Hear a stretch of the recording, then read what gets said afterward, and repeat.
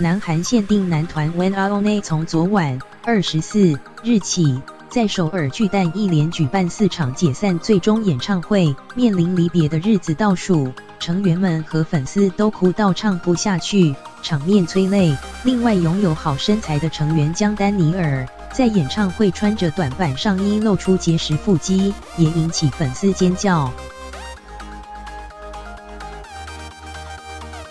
旋转舞台上催泪演唱，第12颗星限定男团 One and Only 24日晚间在首尔巨蛋举行连4天的解散演唱会，场面感人。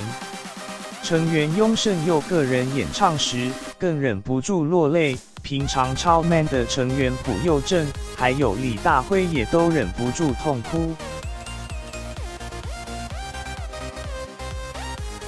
李大辉，不要哭，干嘛哭？不要哭。黄明炫1年半以来托了粉丝的福，很幸福，真的拥有了很多美好的回忆。黄明炫则忍着悲伤向粉丝致谢，说11个人会各自鼓起勇气，面对不同挑战。场上有泪水也有笑声，拥有好身材的姜丹尼尔穿着短版上衣露出结实腹肌，引起粉丝疯狂尖叫。演唱会尾声，11位成员轮流道别。赖冠霖，谢谢你们今天来辛苦了。